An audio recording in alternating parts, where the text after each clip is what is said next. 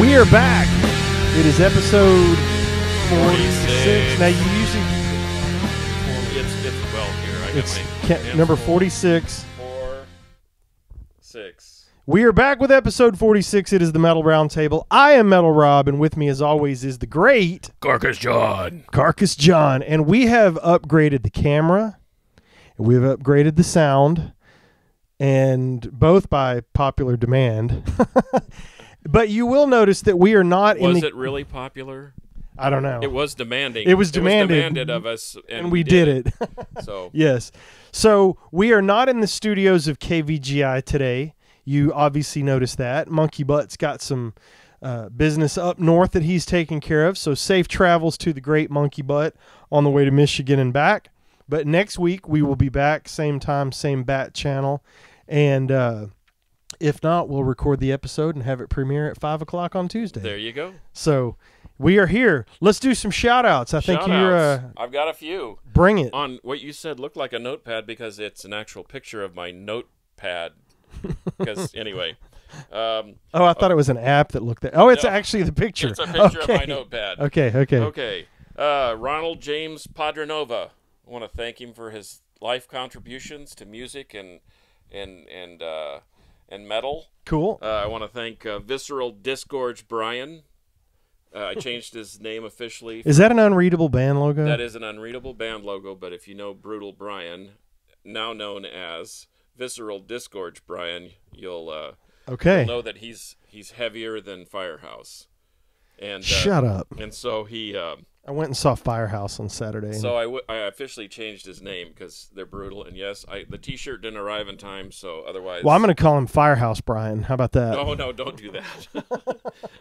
Don't hurt me, Brian. I do want to thank C.G. Ortiz for coming or for joining us last week on last week's show, despite the technical hurdles, stumbling blocks. Or Metal otherwise. Motivator. Thank you, CJ. I do want to thank a guy from work, Pete DeWall, who's the Sense and Sensibility, and we...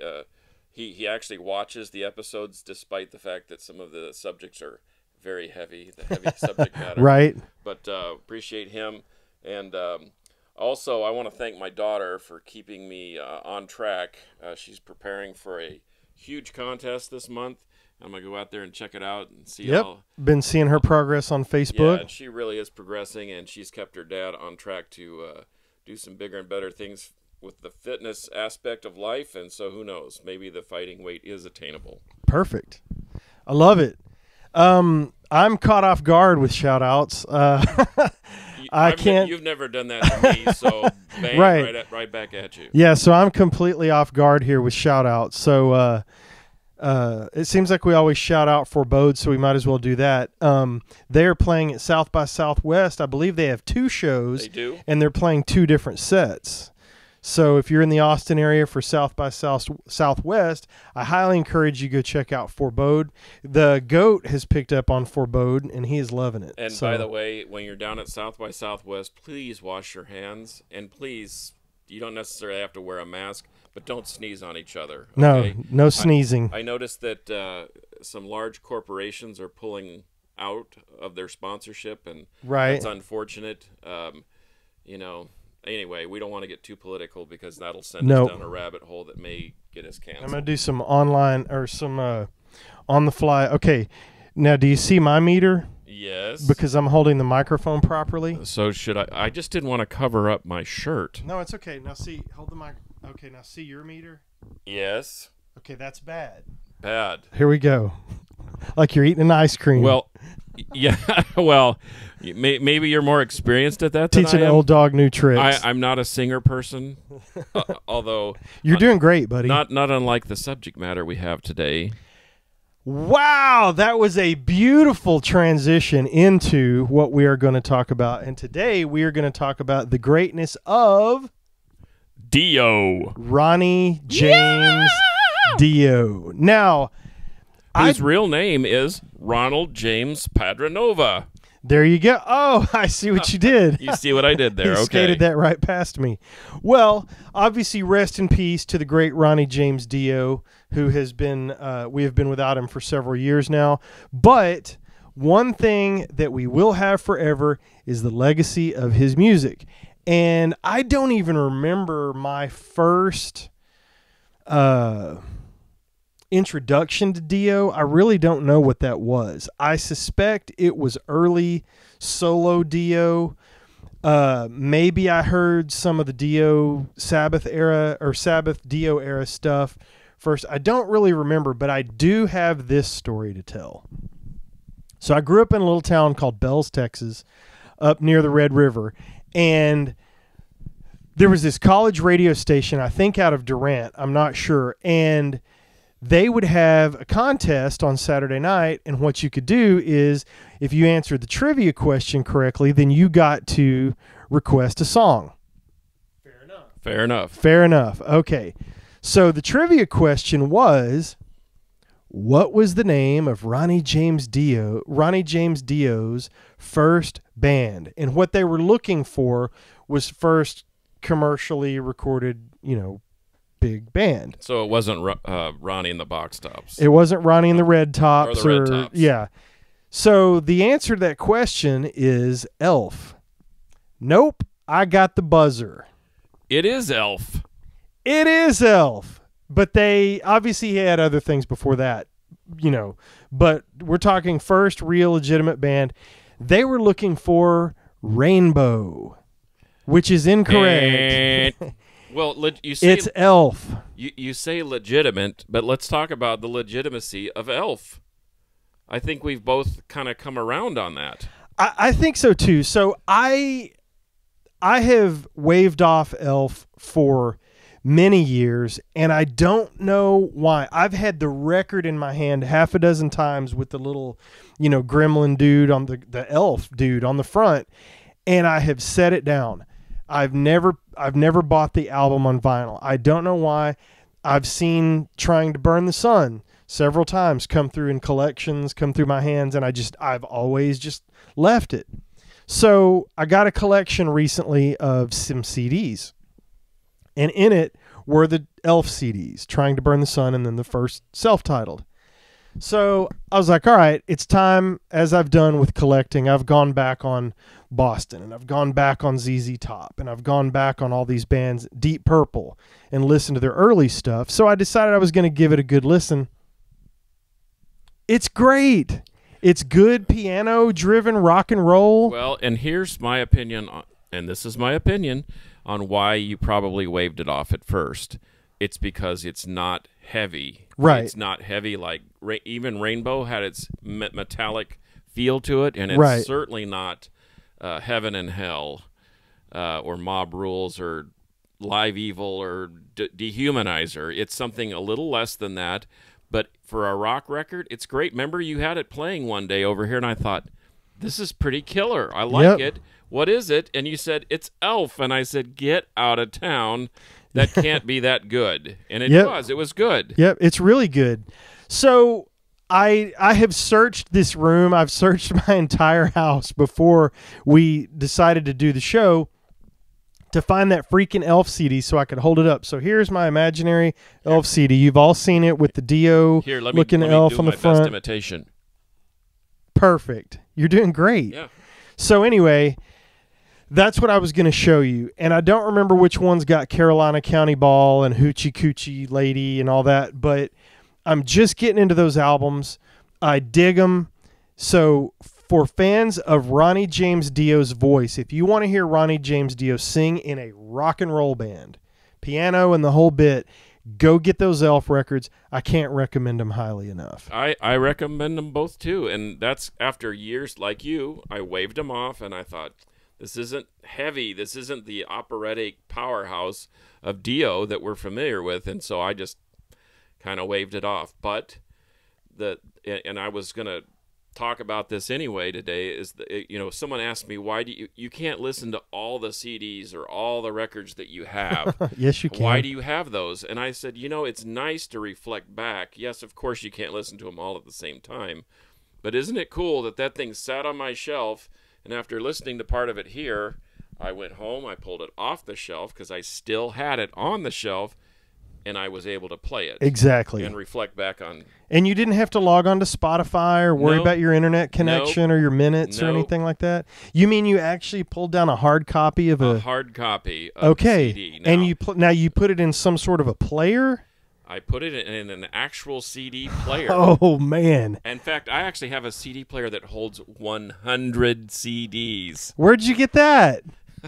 Out of some guy's garage. Out of some idiot's garage. But anyway, it's cool to be able to have that ability. And yes, I know on Spotify you can find anything. I know on whatever music, Apple Music or whatever you choose. But I like to be able to browse through the booklet, or especially with vinyl, the grandeur of the album cover itself. Mm-hmm. And in fact, the only reason I picked that thing up initially was because of I saw the record sitting there with that warped, evil, troll-looking elf, right? And it attracted my attention. Now the CD is less intimidating, and of course, if it's a postage stamp on Spotify, it's even worse. Yeah, I've always thought it was a very iconic album cover, even before I knew anything about it. And so is Trying to Burn the Sun, with him up there with the microphone and the sun behind. I mean, it's awesome. So that one, the first one, I've gone through several times. I like it quite a bit. The second one I haven't delved into as deeply, but I definitely will. But Dio has done way more than Elf and way more than Dio solo. So let's get into some of that. Okay, let's do it. So I just picked up a smattering of discs, like I do. Smattering, you like that? I like that. That's awesome, right? Maybe that should be an Unreadable band logo. I like the way you gesticulated that opportunity. Gesticulate. I'm wildly gesticulating. Okay, so I'm going to get these out of order, and I don't care. I don't care that I'm getting them out of order. I forgot to talk on the mic. So obviously, we have greatness here in Rainbow Rising. He is at the top of his game. Terra Woman, Starstruck. Good gosh, this album is so great. The artwork is great. I mean, just from an artist standpoint, that is just a fantastic album. When a rainbow was really meant a rainbow. And that's it doesn't right. have any other connotation. And what a great heavy metal record. Yes, absolutely. I think it was starting to bridge that gap between, Blackmore, I guess, wanted to play harder, faster, whatever, and the Rainbow thing was kind of bridging that gap. Now, which one of these came first? I'm looking in my light here. Your smart glasses on. I have my smart glasses on. Okay, so Rising was first. I'm an idiot for not knowing that. And then we get this bad boy. Long live rock and roll. Oh, what did I pay for that? Oh, I paid $7.99 for that at Born Late Records. I'm going to have to teach you how to remove those safely. But anyway. Now I've got my smart glasses on. So then you come out with Long Live Rock and Roll, and good grief, man. The title song, Kill the King. Yep. I mean, two of the greatest hard rock heavy metal songs of all time, in my opinion. So you've just got two blockbuster albums here. What have you got to say about these? No, both of them are iconic, and they're necessary in anybody's collection. And of course, they're produced by the mighty Martin Birch. True. Who twisted knobs for Black Sabbath for years and years. And Iron Maiden. So yeah, killer production, killer playing, killer players. Now, I probably left this off of our live albums list, but we're going to have some live albums here today. So, in my opinion, if you want to get yourself acquainted with Ronnie's voice and you want to get yourself acquainted with Rainbow, this is a fantastic way to do it. Absolutely. It's a live album. Now, this is one that I'm very proud to have on vinyl. This is the deluxe edition CD that came with a whole bunch of extra stuff from Osaka in '76 that wasn't included on the original album. But my gosh, they open with Kill the King, Man on the Silver Mountain, Starstruck, Killers. That's one of my Catch favorite. the Rainbow, Mistreated, 16th Century Greensleeves. I mean, it's a great set, and the recording is amazing. This is one of those things. You can listen to stuff on CD, and you can argue the difference in quality between vinyl and CDs, and I'm not going to get into that, although I know the answer. And but to own something that was originally recorded on analog tape, put out on an analog format. This sounds beautiful, but man, I love hearing that needle drop. Well, on this record, it's so good. To your point on this, I found a German copy of this when I was in Amsterdam the last time. Actually, it was at Utrecht at the Megaplaten, which is the largest record convention in the world. Nice. And it was a double gatefold. The cover was pristine, and I couldn't believe when I saw the price. It was €6. 6. Is that good? That's like $8. Nice. For a double album, and I think it was on Polydor. I'll have to check again, but this is a brilliant record, and to your point, it sounds better on vinyl than the CD. I have both. So, one of the things that I've recognized about Dio is that, in my opinion, he saved Black Sabbath. They put out Never Say Die, which was not a terrible album. I don't think it's one of their greatest albums. In fact, I don't think it may not even be in their top 10 albums. Maybe not in, I'm not sure how to rank it, but to me, it was a lower ranking Sabbath album. I agree, and we can go round and round about the Ozzy years versus the Dio years, and maybe we do that here, but because of our friend John Perez, I appreciate Technical Ecstasy and Never Say Die. Yes. More than I ever had before. Agreed. And but yes, compared to the first four, and maybe even Sabbath, Bloody Sabbath, which might be their best overall record, it was a disappointment. But then this happens. So Dio comes in, Ozzy's in poor health for, a myriad of reasons that everyone knows. And out comes Dio singing on Heaven and Hell.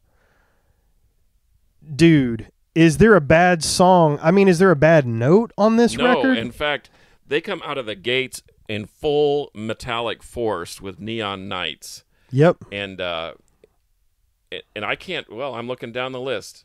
Children of the Sea, great sort of mid-range ballad kind of thing. Lady Evil, Heaven and Hell, Wishing Well, Die Young, Walk Away. That's got a killer bridge on it. Yep. And Lonely is the Word. It's giving me goosebumps just talking about that. Now, that's a classic. I think that stretches the imagination and the ears and eyes of everyone. Is Lonely is the Word. I think that's an iconic ballad-like heavy metal song. This album, in my opinion, could be, depending on what you like, this could be in the top 10 classic heavy metal albums of all time.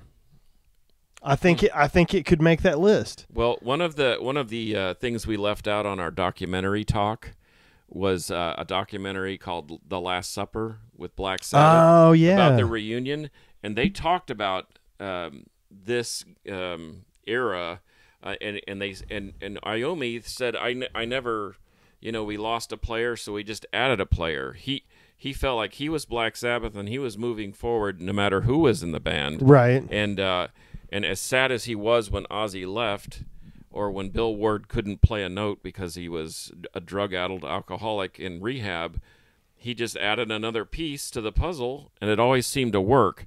Well, this really, really worked. Yeah. And he really struck on something there.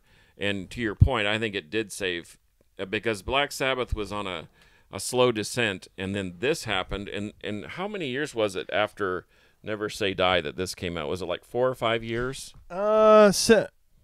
No, it was the next year. No, it was the next year? Didn't Never Say Die come out in 79, I think? 78, 79? Something like that. It wasn't too long. Okay. Well, watch this. Uh-oh. Production value. Oh, never turn away from the camera. Sorry. 78. 78. Ding, ding. Yeah, so they just got right back on the horse and kept making good records. And not only do they put out one of the most iconic albums in heavy metal. Good record? It's a fantastic record. All right. Not only do they do that, but then, no sophomore slump? Okay, Mob Rules. Are you kidding me? It's just... That thing is epic. Turn Up the Night, Voodoo, Sign of the Southern Cross, Mob Rules, Country Girl. Dude, and this is one of the ones that when I'd go to Safeway, the grocery store, when Safeway had a record section. Back in the day, there was actually a record department. I would always go look at this, and I would just look at the cover just thinking, oh my gosh, who are those people? What do they look like? What happened back there?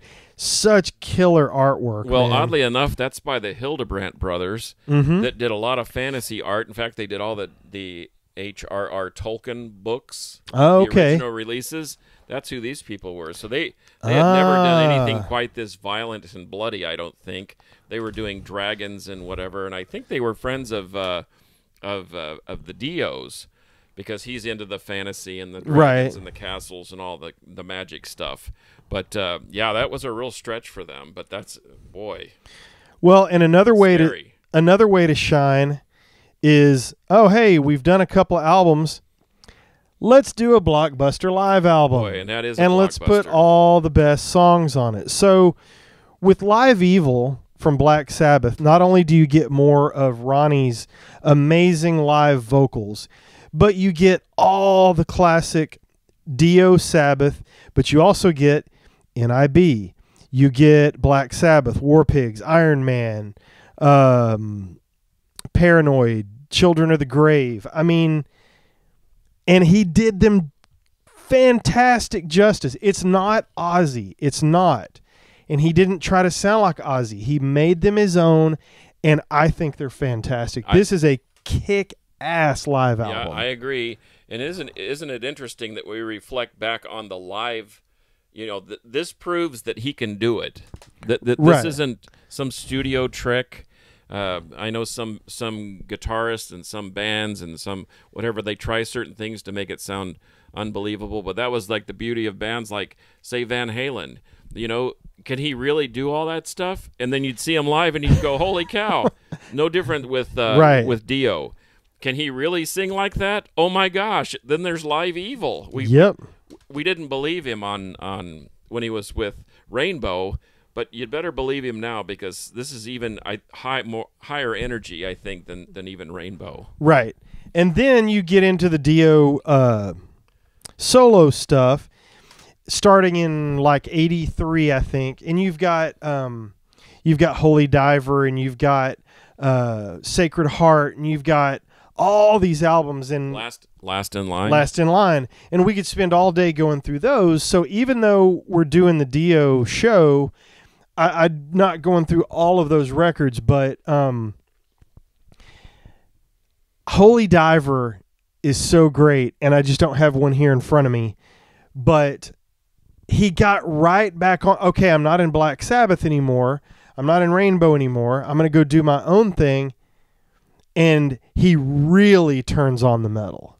Really turns it on. Hot shot guitar players, killer artwork, big epic songs. Holy Diver and Last in Line are just absolutely stunning. And he goes on and comes. Well, go ahead and talk about that. Well, I was going to say, just as Tony Iommi is Black Sabbath, despite the lineup changes, the players, the singers, and we all love the classic lineup. That's a given. Dio is Dio. Right. Period. Doesn't matter if Brad Gillis is playing or Jakey Lee or Randy Castillo, or it doesn't matter. Yep. Dio is Dio. And of all the records that he put out, and the ones you named are classic, he never really put out a stinker. He put out some that weren't as great as the others, and even as his career was getting into his twilight years with Lock Up the Wolves, which is a very underrated record. Thank you, Visceral Disgorge Brian, for that recommendation. He said, great album. He said, listen to it before you make any criticism of it. And I got to say, it's not a bad record. I like Killing the Dragon better, but to my point, he really never put out a crappy record. Agreed. And he puts out some records as the Dio solo band, and then he goes right back to Sabbath in 92 and puts out Dehumanizer, which is crushing. And he hates it, I guess. I mean, that's my understanding. He didn't like the record, didn't like the mix, didn't like anything about it. In fact, he didn't even want his name on it. But this thing is a bad motor scooter. This thing Yeah, is it awesome. is. It's a great album. I love Dehumanizer. It's one of those that's collectible that people try to find original copies on vinyl. It's a little bit hard to get, but this is one that I see people seeking out all the time on vinyl. Well, and I'll tell you, I would have just blown past this thing and not even given two shakes I did. about it until a guy named Papa Josh Merritt, that's in a band called Spectral Manifest down in Houston, said, "You have got to listen to this." And he kept touting this era of this particular album, and he likes the tier and the cross purposes and the all the whatever. Tony Martin stuff. He likes the Tony Martin stuff, but he said, "You got to listen to this." So I took his recommendation, and sure enough, he was right. So Papa Josh, you were right about Dehumanizer. Now, is that different from Papa Wayne? That's different than Papa Wayne. Papa Josh is different, yes. Shout out to Papa Wayne, who Yeah. always watches. I bet he will watch. So Dio goes through Elf, he goes through Rainbow, he goes through Black Sabbath, he goes through his solo career, which we grossly did not show a lot of, but he ends up along the way with this album. And if you can find this on vinyl, there is a pop-up version where the dragon comes out of the gatefold. Oh, wow. That's killer. And I had a chance to get one once for about $150. I didn't do it. They've only gone up, and I've never seen one in person, but it was kind of a promo thing. But this Killing the Dragon is so good. Doug Aldrich on guitar. I saw this tour. What a player. That guy's awesome. Oh, my gosh. Killing the Dragon, Along Comes a Spider, Scream, Better in the Dark, Rock and Roll. Push was the video he did, and Jack Black appeared in it after his Dio bit in right. What the hell's his band? Yeah. You know what I mean. I know what you mean. And Kyle Gass. Put it in the comments. Yeah, sorry, couldn't come up with it. But man, this thing is stinking great. Now, I tried to turn the goat onto this, and he wasn't biting. He wasn't biting. He was too busy nibbling on the overkill grass. Yes, to bite on Dio. To bite on Dio, and he is the goat, so he can eat whatever grass he wants, obviously. But he was eating the thrash metal grass, and he was not into this. I freaking love this record. I think it's fantastic. If I can make any recommendation that might be a surprise to you on the show today, it's go find Dio's Killing the Dragon on CD and pop that bad boy in and turn it up. It is so good. So then we get over into, hey, we're going to get the band back together. Right on. And I bought it hook, line, and sinker as soon as the rumors started flying on Blabbermouth and wherever, all the metal news sites, that Black Sabbath was going to get back together with Dio. Well, they did that. They did not go out as Black Sabbath, renamed it Heaven and Hell, but it was the lineup of Vinny on drums and Geezer Butler. Geezer, yeah. With Vinny on drum. It was Sabbath lineup with Vinny on drums. All those players had played in Sabbath at one point in time. Well, call there them you go. Seventh Star, call them Heaven and Hell, call them whatever you want. Black Sabbath Part 3.0, whatever. And I love that it was a classic Sabbath lineup, and I love that they changed the name to kind of make it its own thing. But what you got, the first thing they put out was this Heaven and Hell live at Radio City Music Hall. Vinyl, CD, I don't care what you get. DVD, Blu-ray. Go get it, because it covers everything, including Dehumanizer songs. Yay! It does. And so you get the classic Dio era Sabbath, everything that he sang on, and it's just so good. And then, if that's not good enough, and Larry Berrigan, I love you, man, but this is better than Black Sabbath's 13 album. We're going to have a cage match on Oh, there that is one. going to be a cage Yeah, match. he proposed a cage match on me. Dude, Lucha Libre. I'm going to buy masks for both of you. do it. So then they put out The Devil You Know. Holy cow. I say this is a showstopper a lot on the show. This album is a freaking showstopper. And yes, it's better than Black Sabbath's 13 album. In my opinion, it is crushing. I saw this live, and one of the nastiest Iommi riffs is on this album. It's full of fantastic. It's not Megalomania? Rock and Roll Angel, that thing, he puts a nasty riff on that, and it's awesome. Adam and Evil, Fear, Bible Black, Double the Pain, Rock and Roll Angel, Turn of the Screw, Eating the Cannibals, Follow the Tears, Neverwhere, Breaking into Heaven. This is, every song is great. Go get Heaven and Hell, The Devil You Know, today, right now. Get all of it, all the time, right now. Do it. I can't disagree. Discúlpeme, Larry Barragan, de Hellstar Santa Oscuridad, la lucha libre ya empieza con Roberto Razor Colwell y Larry Barragan. I have no idea what he said. We're going to have a lucha libre, and I'm going to buy you both masks, but I have to agree with you. I think Larry might win, but I don't know because he's a biker kind of guy. But yeah, he's a badass. I have to agree with you. This is better than 13. I like 13. The thing about 13 is the supplemental CD. Once again, we had this talk about Metallica, Deep Purple, whatever.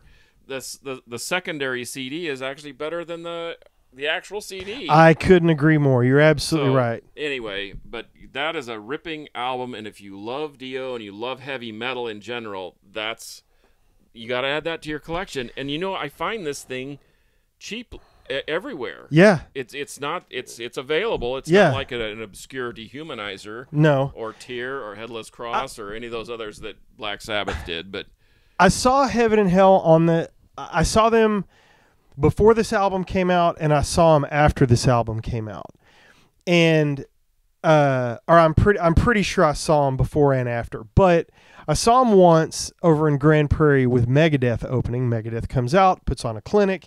It's super heavy, and Machine Head opened. So heavy. And then guess what?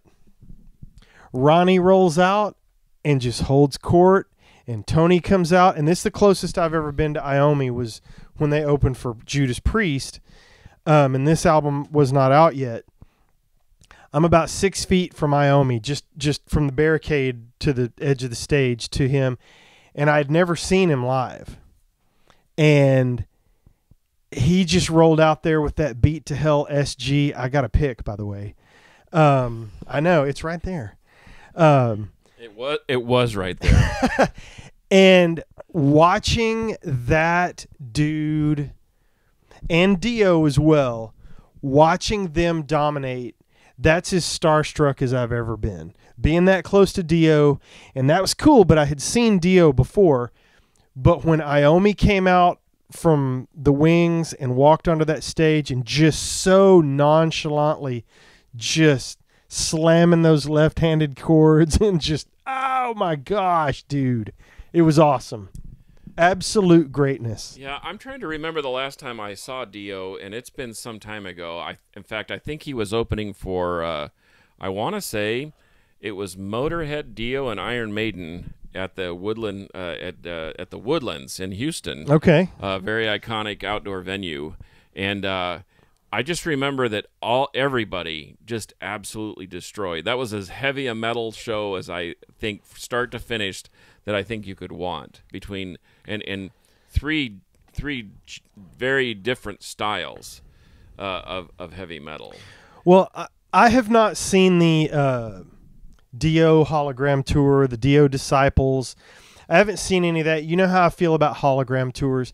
If those guys want to go out and play the songs and tribute him, I am totally okay with that. Make the money, do the tour, do whatever you want. I have not investigated that a whole lot. I've heard great things about it. I've heard really good things about the Dio hologram tour and Oni Logan singing. And I think there's several guys that sing. And Ripper does something with that too. But I know Oni's in it, and Dio Disciples. So I have not checked that out. Hit us up in the comments. Tell us if we should check that out or not. I don't know a ton about it because I was so jaded by the hologram thing. Honestly, if you really want to see Dio performing live, just get Live in Philadelphia. The Dio band Live in Philadelphia. That'll that'll disparage any doubts you might have had about his abilities. And it's such a killer production, and it's just wide open with dragons and castles and stairs and Yep. you get the whole 9 yards with that.